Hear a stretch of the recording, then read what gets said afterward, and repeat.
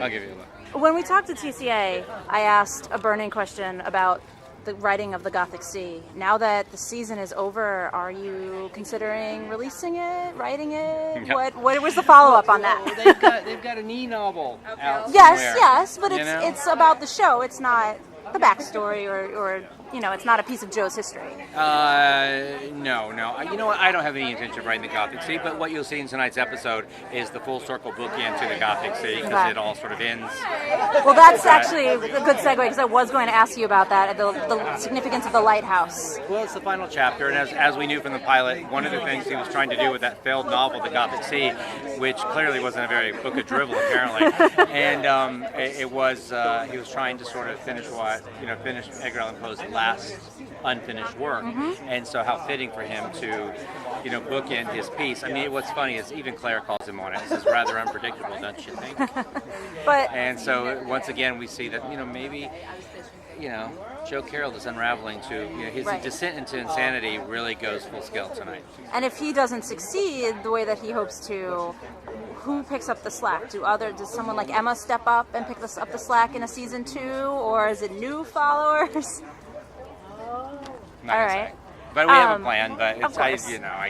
I start saying stuff, and then what if I change it a month from now? And the worst thing is, I told a reporter once, "Well, this is going to happen," and then literally the next week I rewrote it, and I was like, "Oh boy, did I lie!"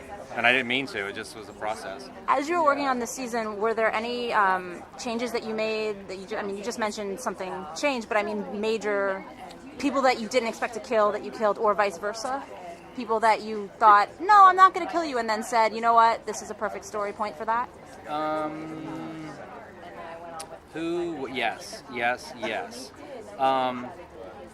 Well, there's a couple that I killed too soon. Like, I felt like Charlie was such an epic, beautiful death. He was just in 2 episodes. But in those 2 episodes, I fell in love with the actor. I fell in love with how he portrayed the part, and I really wanted to explore him. But the script's already written.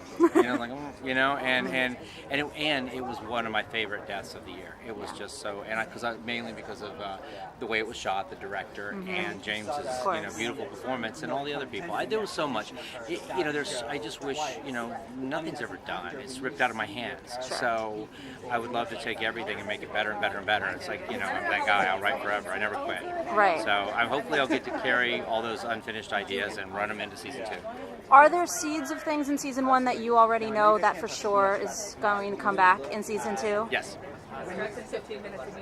Things that maybe, you're pretty social. You're on Twitter. You read everything. Things that people have already picked up on, or things that All right, I'm not going to ask you what it is. I know you're going to tell me. Some people have got it. Some people have guessed everything. Some people, by the way, some of it, it's not like, basically, it sucks that this is a season finale, because it really is just the beginning. Right. This is more of like that, this is more of the metaphorical ending, Sure. where it really is just the preamble to the bigger story. Okay. So that's kind of where we are. Awesome. Well, I love the season, so